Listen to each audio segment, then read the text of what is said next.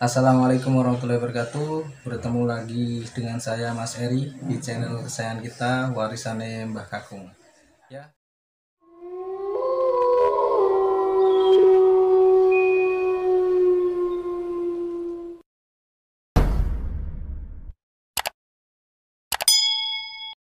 Ya, pada kesempatan malam hari ini kita akan bercerita tentang pengalaman mistis yang dialami teman saya nanti ya saat dia mendaki gunung. Bagi teman-teman yang sudah subscribe, terima kasih atas supportnya. Bagi teman yang baru mampir, jangan lupa di subscribe, di like dan di komen ya. Jangan di share, jangan lupa di share ya. Langsung saja saya kenalkan teman saya di samping saya, namanya siapa? Dengan Mas Ovi. Nah, Mas Ovi ini kebetulan teman saya ya, teman kerja. Nah, nanti Mas Ovi akan bercerita tentang pengalaman pribadinya, pengalaman mistis ya Mas Ovi ya, ketika mendaki gunung.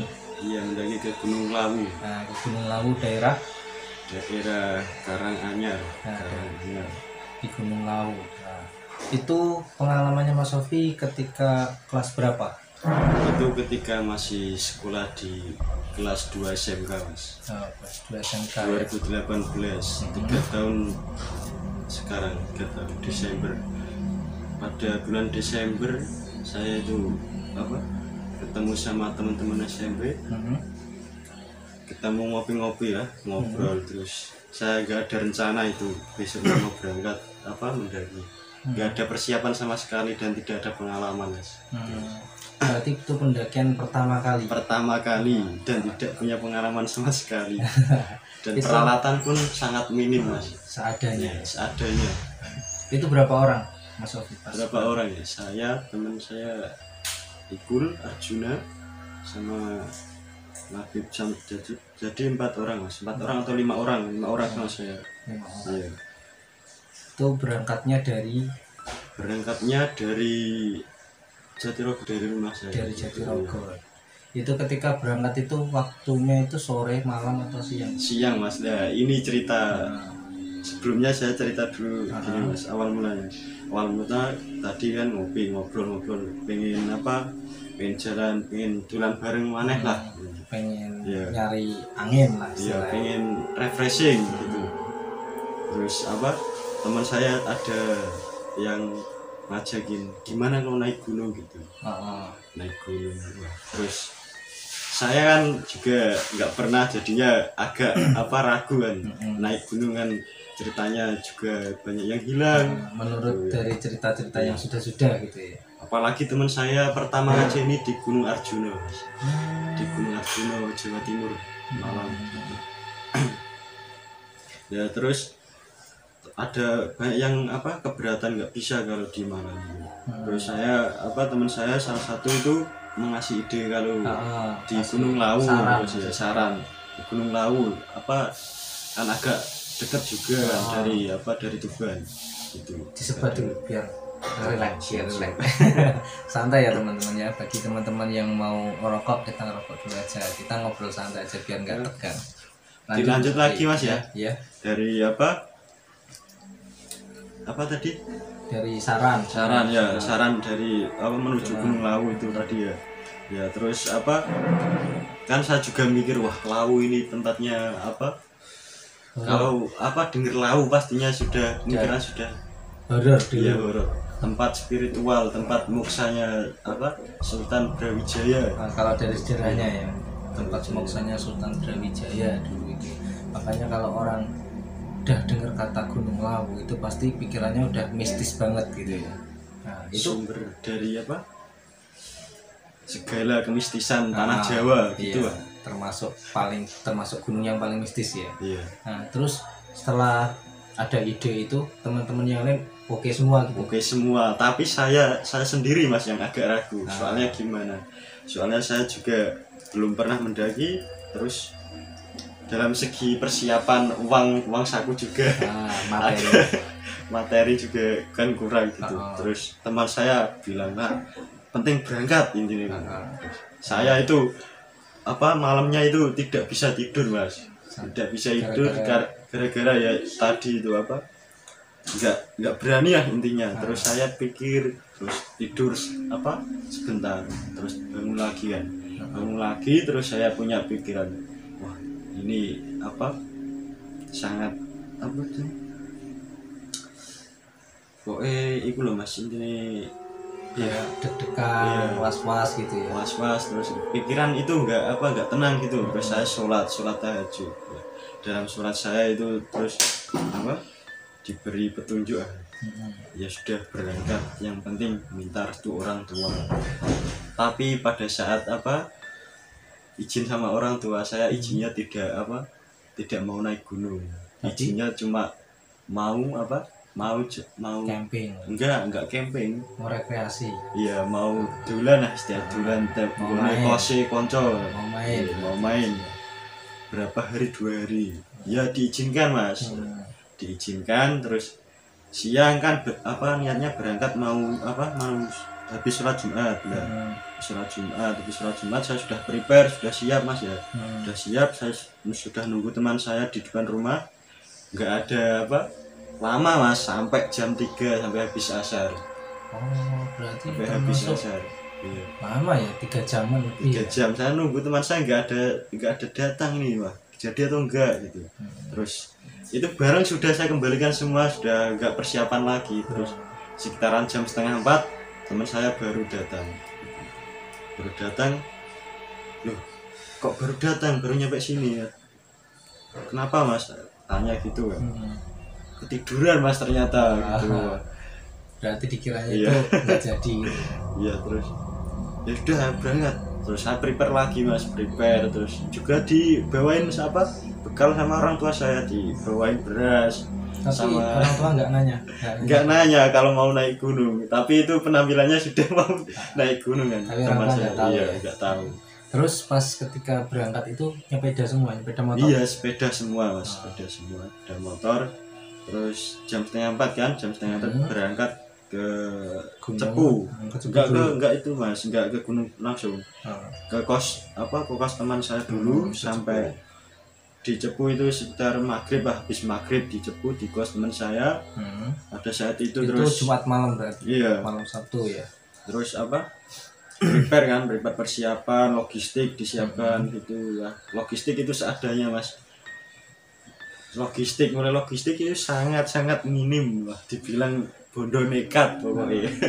Berarti dari materi pun minim banget. Pengalaman. Iya. Pengalaman cuma 1 orang yang pernah mendaki itu. Oh, yang lain belum ada pengalaman. Belum ada sama sekali. Nah, itu kalau buat jangan ditiru ya teman-teman ya. Sebenarnya kalau mendaki itu harus ada yang benar-benar punya pengalaman pendakian biar semuanya aman gitu ya. Terus setelah sampainya di Cepu itu malam habis maghrib. Setelah itu terus istirahat sebentar mas ya. Habis nyisa jamaah semua. Habis jamaah itu langsung ke Bravo kan, ke supermarket gitu lah. Belanja logistik itu yang dibeli, waduh kesalahan sekali mas itu. Yang dibeli cuma mie instan, mie goreng saja. Jadinya makan kering 2 hari. Makan mie saja. Terus habis belanja kita prepare berangkat jam 9 malam mas. Dari Cepu. Dari Cepu berangkat jam 9 malam. Terus berangkat menuju ke base camp. Alhamdulillah sampai base camp itu jam berapa ya? Jam 3 sebelum subuh. Wah, berarti itu perjalanan malam ya? Iya, perjalanan malam. Tapi di perjalanan itu nggak ada tanda-tanda atau pertanda apa itu, belum mengalami ya? Belum mas. Masih aman, masih biasa-biasa aja. Cuma diomongin sama tetangga sebelah kos.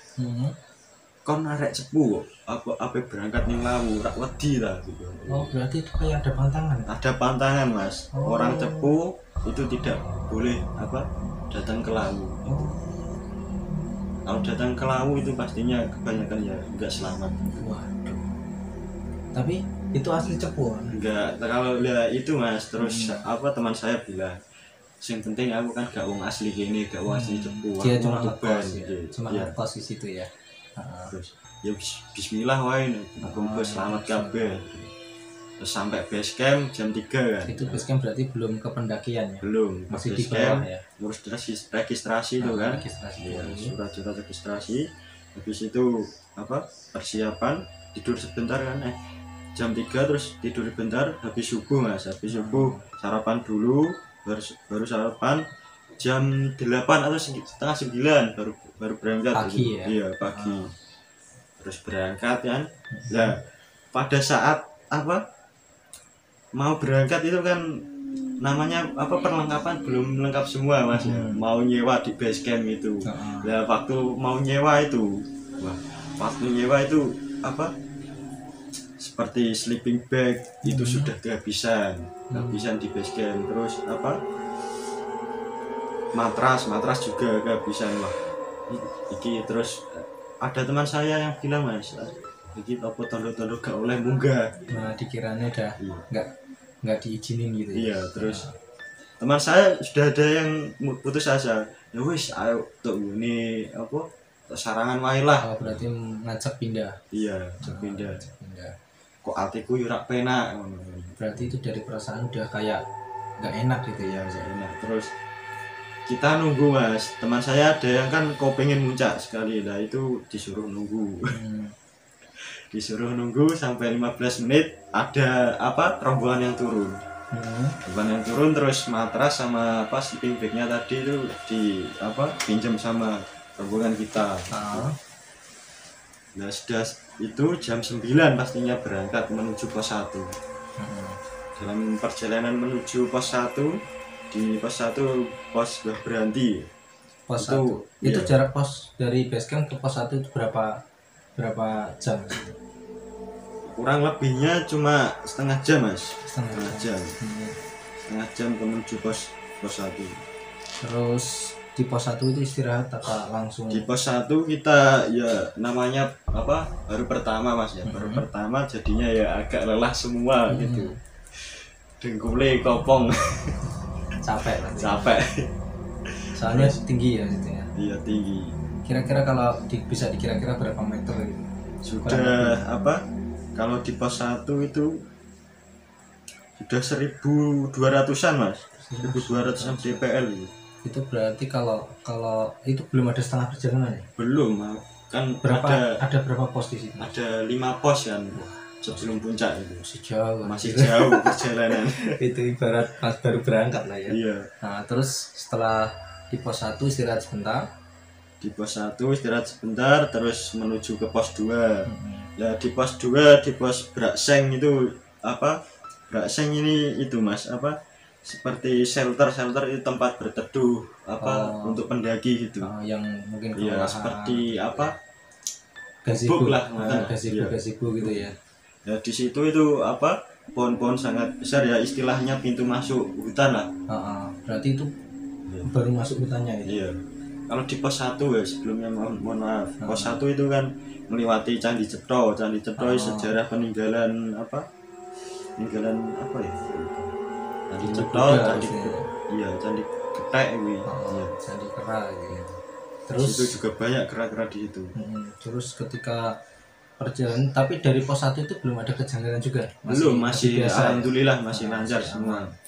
Terus menuju pos 2 Brakseng itu juga alhamdulillah lancar. Masih ramai kan rombongan. Terus menuju pos 3 lah, menuju di apa, tengah-tengah menuju pos 3 ini Mas, ada apa, burung jalak hitam. Ya, kebu hitam itu katanya kan mistisnya gitu. Kalau apa ditemuin jalak, dituntun sama jalak itu tidak akan nyasar gitu. Katanya mitosnya gitu. Tapi ya ternyata iya Mas. Sampai ngikut sampai ke pos 5 itu, sampai di Kupak Menjangan.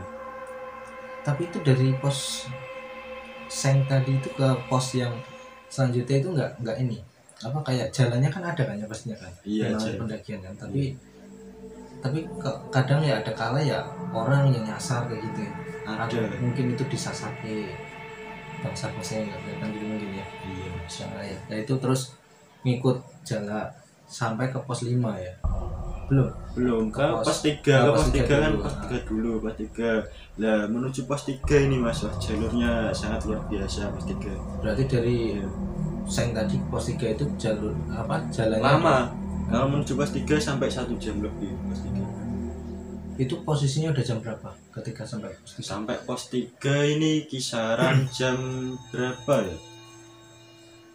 Ya jam Siang. 11 siang lah, siang. Berarti udah panasnya. Siang, tapi kan ya namanya Yang di di hutan, hutan, jadi tetap ya nggak adem kelihatan, gitu nggak kelihatan. Dan itu posisinya juga masih ramai, banyak pendaki atau memang Kalau di pos 3 itu sudah sepi mas, Oh, sudah sepi, tinggal rombongan kita saja. terakhir berarti. Iya. Terus menuju ke pos 4, nah ini di jalan menuju pos 4 itu bisa dibilang jalur jalur Sirotol Mustaqim mas. Ngeri banget ya. Iya. Nah gimana, samping ini kan tebing, terus samping lagi jurang, jalurnya cuma satu arah, tidak bisa dilewatin tidak Jalan bisa setapak dilewatin, berarti. iya tidak bisa dilewatin simpangan. Berarti Nggak kalau bisa. ada orang lewat itu Iya nggak nggak bisa. bisa, harus nunggu gitu. Terus saya kan pengalaman pertama mas ya, wah rasanya itu Ngeri. ngeri Sedap. wah, ngeri pokoknya tak omah kelingan wong tua. Tak ngono kene. Terus rasanya gini mas, lapo aku mrene bareng. Nah, kayak ada Iya, penyesalan. ada penyesalan itu. Nah, Nah, tapi gimana mas? Saya setiap jalan itu sudah gemeter. udah mikirnya yang aneh-aneh. Iya mikirnya kalau salah langkah ya sudah alamat. Terus dari pas ngelewatin jalan setapak itu jaraknya jauh nggak mas kira-kira? Ya, lumayan mas, lumayan jauh. Terus tapi sudah sesudah itu alhamdulillah gimana disuguhi pemandangan di pos pos 4 tadi, pos 4 di Pak Menjangan tadi. Di Pak Menjangan itu sabana yang luar biasa mas, sangat indah gitu. Jadi yang namanya pasti banyak halangan, rintangan, itu pasti ada keindahan di balik Iya, semua itu. gitu. Nah, terus Banyak pelajaran yang di kalau buat saya sendiri sih saya belum ada pengalaman mendaki ya. Jadi saya masih nol pengalaman mendakinya. Terus setelah sampai ke Menjangan itu di Gupak Menjangan. Nah, di Gupak Menjangan ini sekitar ya kan ngecamp di situ mas ya, ngecamp di sabana tadi. Terus mendung turun kabut tebel mas. Itu perasaan saya sudah nggak enak, mendung gulap. udah mau hujan. Iya sudah mau hujan. Terus alhamdulillahnya tenda sudah dibangun semua. Berarti ngecampnya di situ ya? Iya, camp di situ. Terus sudah berdiri semua, tenda sudah siap. Terus turun hujan. Lah hujan itu tidak hujan air biasa mas, hujan es di situ. Berarti ya esnya gede-gede. Iya, ya segini ya. Hujan es lah dinginnya. Nah kesalahan saya mas ya, balik ke pos 3 tadi ya, mohon maaf, balik ke pos 3. Kesalahan saya kan nggak punya perlengkapan apa-apa, cuma jaket mas ya. Jaket itu jaket kain biasa mas, hoodie lah gitu. Kan nggak bisa. Tetap tembus. Kalau nggak, beruntungnya saya mas, saya di pos 3 itu ketemu sama teman saya, teman teman sekolah, tapi sudah alumni. Iya sudah alumni gitu. Berarti ketemu di jalur pendakian, tidak sengaja mas itu, tidak disengaja. Terus otomatis kan saya pinjem jaketnya. Dipinjemin. Jaket yang khusus naik gunung gitu. Untungnya orangnya baik mas. Iya. Kalau nggak baik ya pasti iya. Terus bisa kena hipo. Kalau pendakian tuh emang kan posisinya kita di puncak, dan puncak itu pasti dingin ya guys ya. Jadi makanya kalau mau mendaki gunung harus banyak persiapan, bener-bener dari segi materi ya, dari segi perlengkapan harus lengkap gitu. Kalau udah kayak gitu kan takutnya kalau ada apa-apa kan kita juga yang repot gitu. Terus setelah mendirikan tenda, hujan es itu lama hujannya. Wah hujannya lama banget mas. Itu posisinya di sampai puncak itu kisaran jam berapa mas itu? Kalau diterusin mas, terus sampai puncak bisa-bisa juga sampai maghriban. Soalnya kan jalurnya juga sabana itu masih jauh menuju puncak. Berarti itu dari Menjangan itu? Iya, Gupak Menjangan. Gupak Menjangan itu belum sampai puncak berarti mas ya? Itu belum. Masih pertengahan. Itu masih ya dibilang bisa pertengahan lah itu. Itu masih satu pos lagi. Berapa itu? Pos 4. Pos 4 itu. Berarti masnya nggak nyampe puncaknya? nggak sampai. Oh, berarti ngecampnya itu di pos 4 itu ya? Nggak boleh mas, kalau ngecamp di puncak nggak boleh. Oh. Soalnya apa tadi apa vegetasi lah, iya vegetasi kan apa nggak ada pohon-pohon kan di situ, jadinya kan angin kencang sekali, jadi nggak mungkin apa terlalu kita bahaya ya, bangun tenda di puncak. buat kesehatan juga nggak baik ya.